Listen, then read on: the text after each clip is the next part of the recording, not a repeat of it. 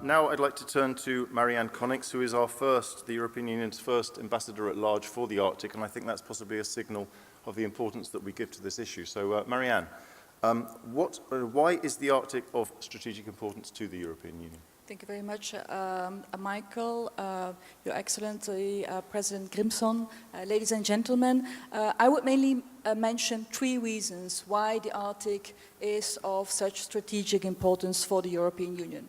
The first reason is for all the reasons that the Director General Machado has been mentioning. What happens in the Arctic affects the European Union. The Arctic is local and global, and therefore we have also this policy towards the Arctic.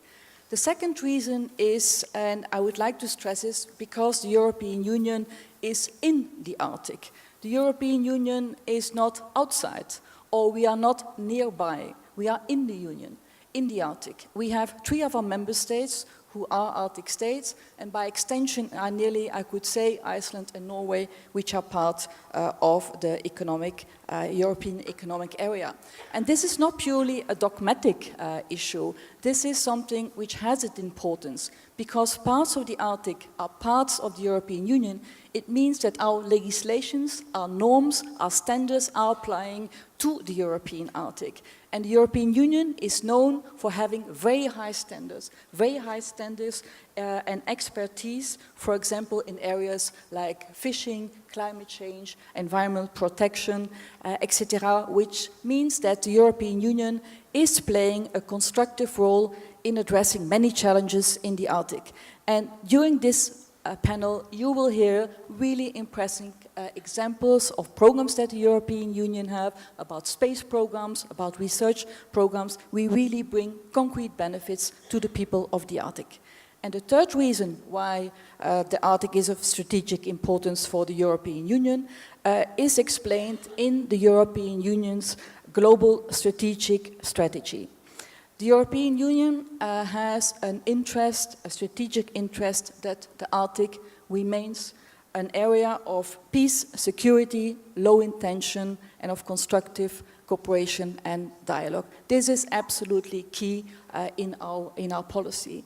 And as the Director General stressed before, this can only be reached by cooperation.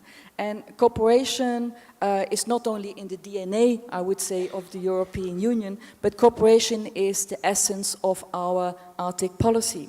And secondly, I would say that cooperation means working closely together with all actors. And it means working together with institutions. We work very closely together with the Arctic Council.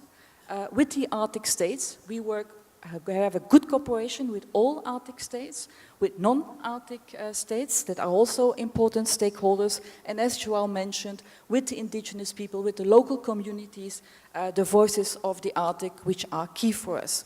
And hence you might ask, but what are the risks, the major foreign policy challenges in the Arctic? What are the risks? I would say that the overall risk of a conflict in the Arctic is low, but not excluded. Low because the Arctic is one of the most secure regions in the world, but risk there are because of the opening of the Arctic, the region could become less secure. There is, with the warming of the Arctic, major geo-economic implications. There is more drilling, more shipping, more fishing, and there is only a small step from geo-economics to geopolitics. And we see that the biggest risk for security in the Arctic is that conflicts outside the Arctic might get into the Arctic. And that is why the European Union is also increasingly addressing the Arctic in its external relations. But for the moment, what is unique is the Arctic spirit, the spirit to solve conflicts in a peaceful and constructive way. And this is the way that we want to keep it. Thank you.